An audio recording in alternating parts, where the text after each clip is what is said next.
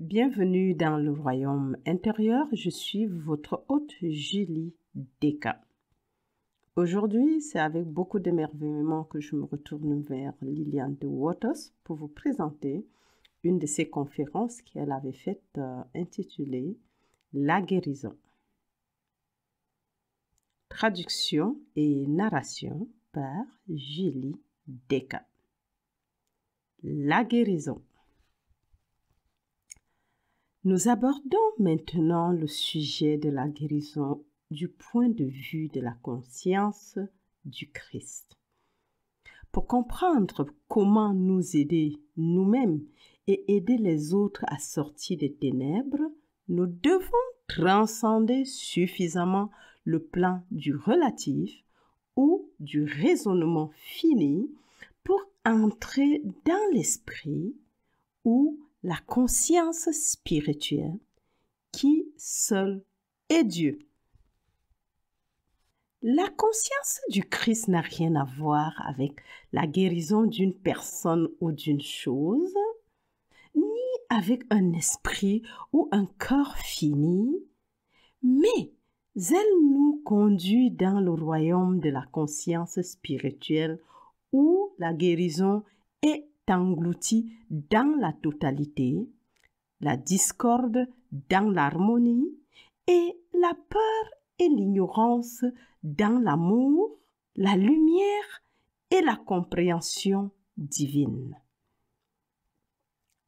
Lorsque quelqu'un atteint le point où les méthodes mentales et métaphysiques ont échoué et ont été jugées insuffisantes, et qu'il est maintenant prêt à tourner son cœur vers la vérité, il est prêt à entrer dans le royaume de la perfection où, dans son rayonnement, il ne peut y avoir aucune obscurité.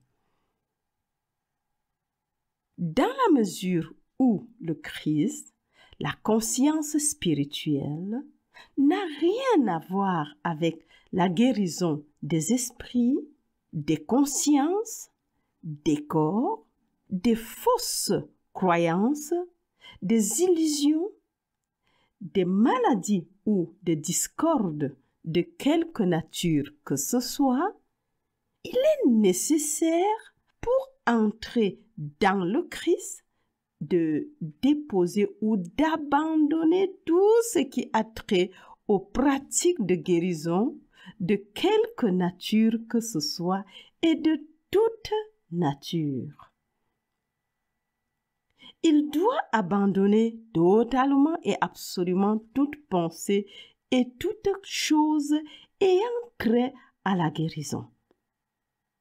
Même le désir d'être guéri doit être abandonné, de même que la connaissance des livres, des déclarations de vérité, les affirmations et les reniements.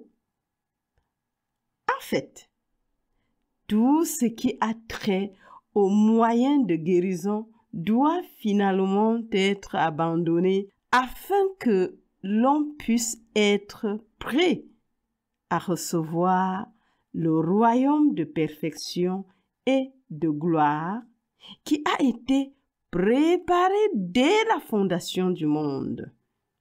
Matthieu 25, 34. Rappelle-toi ceci, personne n'est vraiment prêt pour la lumière du Christ ou conscience spirituelle tant qu'il n'est pas disposé à abandonner tout ce qui a trait à la personnalité et au raisonnement fini.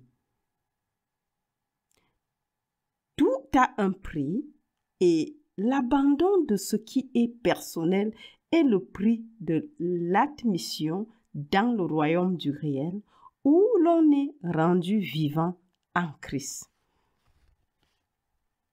Je le répète, la réalité de l'être ne peut être expérimentée ou connue sur le plan de la finitude, indépendamment du degré d'avancement de la pensée. Il n'est pas non plus nécessaire de quitter ce monde pour entrer dans un autre. Le seul et unique chemin vers la réalité est Christ. C'est-à-dire que l'on ne peut connaître et expérimenter la réalité et ce qu'elle comprend que lorsque l'on entre soi-même dans la conscience spirituelle. De la même manière que l'insecte, lorsqu'il est dans la position de la chenille, ne peut pas faire l'expérience du vol. Ce n'est que lorsqu'il entre dans l'état de papillon qu'il entre naturellement en possession de ses ailes. De la position d'un être personnel, avec un mental et un corps qui lui sont propres, on ne peut jamais sortir de l'homme pour entrer dans le Christ. Cependant, lorsqu'il est prêt à quitter cette position et avec l'amour seul, et du plus profond de son cœur, se tourne vers ce qui est en haut, il se retrouve tout simplement à participer au royaume de la réalité où il est enseigné par Dieu. En d'autres termes, le royaume du réel ne peut être connu ou expérimenté tant que l'on n'est pas prêt à tout quitter pour la conscience du Christ. C'est l'esprit qui vivifie. On ne peut jamais fonctionner dans le royaume du réel tant que l'on n'est pas entré dans ce royaume. Et c'est alors seulement que l'on peut vraiment comprendre les paroles du Christ. Mon joug est facile et mon fardeau est léger. C'est donc la mesure où l'on fait l'expérience de la conscience spirituelle que l'on connaît et que l'on parle de la vérité de l'être et que l'on possède la lumière et la gloire spirituelle. Du plan relatif, on voit une conscience à corriger, des discordes à gérer, des erreurs à refuter, des lois matérielles à renverser et des maladies à guérir. Toutefois, il ne s'agit pas d'introduire la vérité dans le physique ou le matériel, comme cela semble être le cas, mais il nous est plutôt demandé de quitter complètement ce plan de pensée pour entrer dans le vrai et réel royaume de l'esprit où l'on est capable de comprendre les choses spirituelles spirituellement. Ce n'est pas qu'ici que l'on peut comprendre l'affirmation simple et profonde que Dieu est tout. C'est seulement ici que l'on peut voir que je suis la vérité, que moi et mon Père sommes un. Du point de vue relatif, il est aussi inutile d'essayer de comprendre les choses de l'esprit que d'essayer de voir la lumière du jour en restant enfermé dans une grotte. Dieu est esprit et ceux qui l'adorent doivent l'adorer en esprit et en vérité. Par conséquent, nous, pour connaître Dieu, il faut être dans la conscience spirituelle. Sois tranquille. Sois tranquille. Détourne ton attention du physique et du mental, des personnes, des choses, des pensées, des traitements, des prières, des désirs, des livres, des enseignements, du corps, des conditions du monde. Maintenant, avec amour et du plus profond de ton cœur, tourne-toi vers Dieu, l'être infini. Ressens après lui. Et lui, la conscience spirituelle, fera le reste. On sait que l'on est entré dans ce lieu secret du Très-Haut lorsqu'on est enveloppé d'une tendre et douce paix et dans un repos qui est d'une douceur ineffable et qui dépasse tout à fait l'entendement. La lumière inondera complètement son être. Des pensées exaltantes, de belles paroles peuvent venir, comme dans les belles paroles de l'hymne. En toi, je n'ai ni peine ni chagrin, aucune pensée anxieuse, aucun souci. Tu es le même aujourd'hui et demain. Ton amour et ta vérité sont partout. Une telle expérience peut être brève ou prolongée. Bien sûr, il n'y a pas de limite de temps dans l'expérience elle-même, puisqu'elle se déroule en esprit là où le temps est inconnu.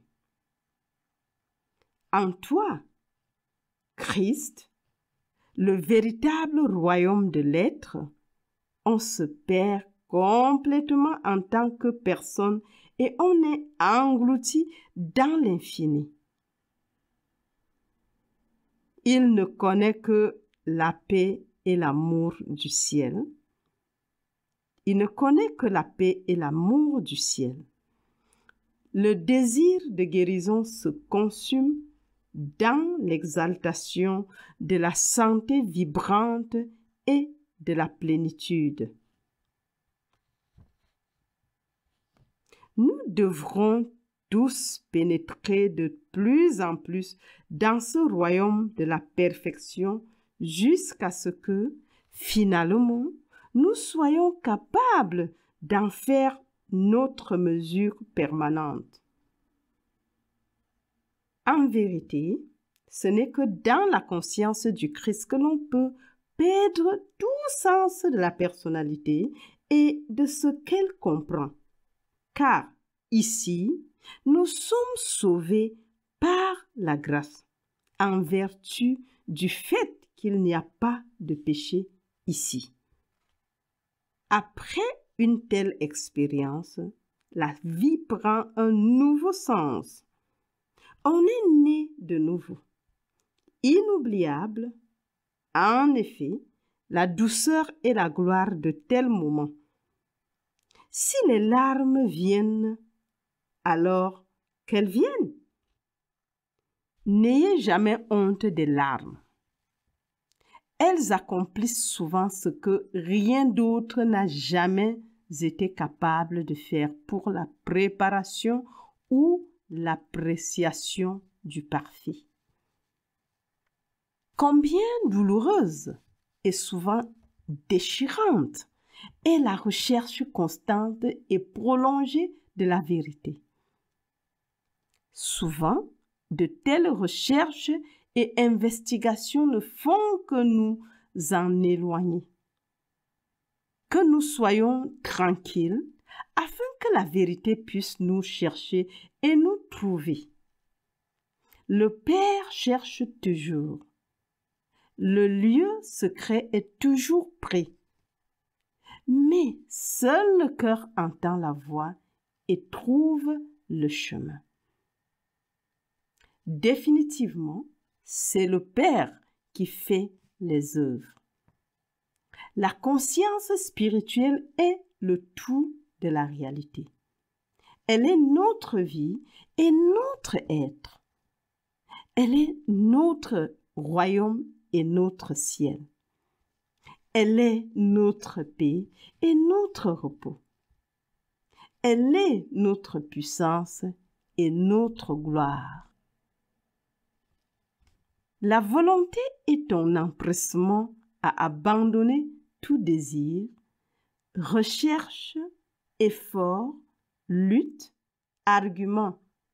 En fait, à abandonner et à mettre de côté tout ce qui a trait à la guérison, ouvre la porte de la lumière où tu connais la vie comme une réalité à expérimenter et non pas comme un problème à résoudre.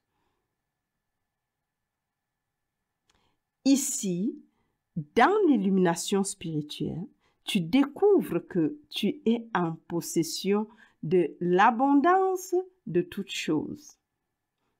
Tu vois que non seulement tu ne fais qu'un avec la vérité de la vie, mais que toi, la vérité et la vie ne font qu'un. Il est l'unique. Il est la lumière. Il est la vérité éternelle. En utilisant des méthodes de traitement, de prière ou de traitement mental d'une sorte ou d'une autre, beaucoup essayent aujourd'hui de prier ou de penser pour entrer dans le royaume où ils trouvent l'abondance de toutes les bonnes choses. Ce n'est pas possible. Le chemin est le Christ, la conscience est l'illumination spirituelle directe. Et celui qui monte dans un autre chemin est un voleur et un brigand.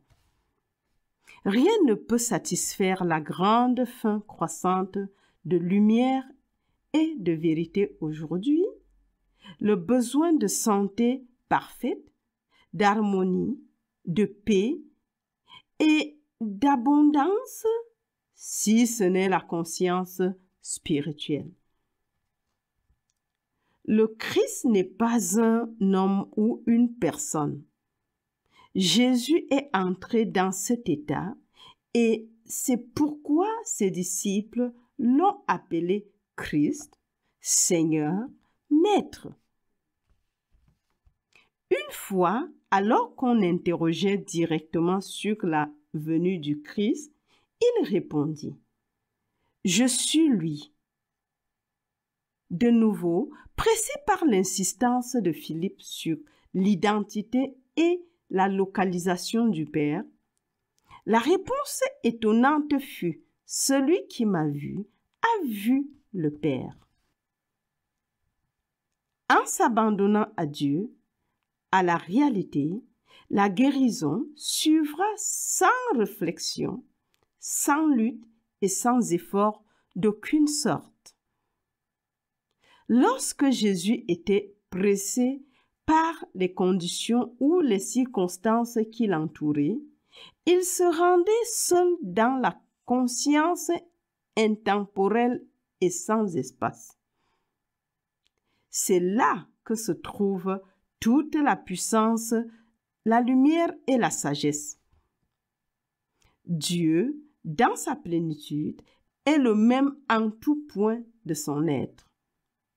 Où que nous soyons, en nous tournant vers la conscience unique, dans laquelle nous savons que réside notre pleine perfection, nous sommes en contact avec l'ensemble de la vie, de la vérité et de l'amour. La présence entière de l'infini est partout égale. Elle est une et indivisible. Nous ne connaissons et ne comprenons cela que par l'expérience que nous en faisons. En effet, dans l'expérience de la réalité, nous ne sommes plus nous-mêmes, mais ce qui est de tout. Nous ne nous réalisons pas en tant que personne, mais en tant que l'un. Merci Liliane pour cette merveilleuse leçon sur la guérison. Et merci de m'avoir écouté jusqu'à la fin. Et aussi, abonnez-vous, partagez le message tout autour de vous. Mes amours, je vous aime très, très, très fort et jusqu'à la prochaine. Bye bye.